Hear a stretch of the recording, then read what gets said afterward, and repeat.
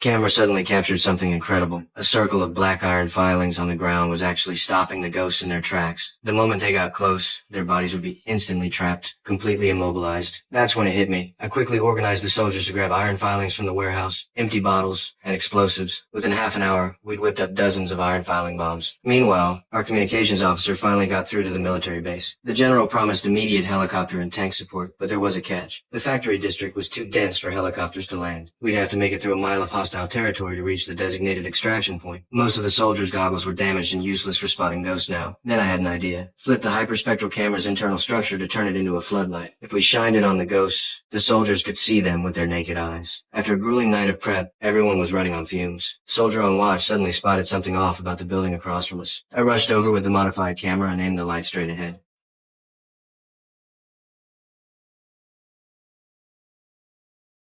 Sure enough, a massive swarm of ghosts had gathered there. After realizing they couldn't break through our iron filing perimeter on the ground, they'd gotten creative, planning an aerial assault. Things were going south fast. I grabbed the floodlight and led the soldiers toward the back exit. We hadn't gotten far when we heard that terrible whooshing sound behind us. I spun around with the light and saw ghosts starting through the building levels, closing in on us. One soldier fired a grenade, but the ghost dodged it mid-air like it was nothing. In a split-second decision, he pivoted and fired at the ground instead. The explosion kicked up a cloud of iron filings that snagged the ghost's leg, buying us precious seconds to breathe.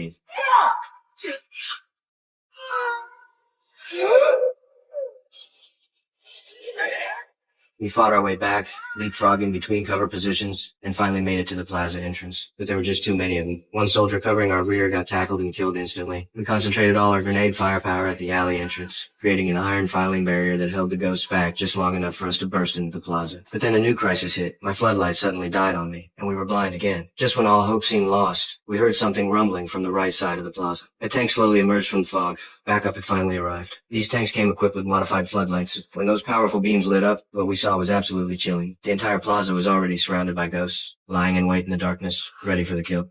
Go! Go! Go! Go! Go!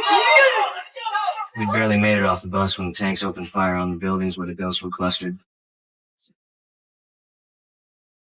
Despite the deafening explosions, we quickly realized the shells weren't doing a damn thing to them. A fresh squad of soldiers, not knowing what they were up against, charged forward with their rifles. We frantically waved them back, but it was too late. The ghosts transformed into white lightning bolts, diving from the rooftops and wiping out the entire squad in seconds.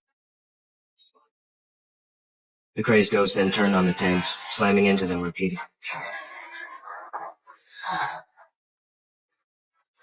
The steel beasts were destroyed on the spot. The floodlights shattered. We lost our vision again, completely defenseless. Just when despair was about to swallow us whole, the ghost forms were suddenly illuminated once more.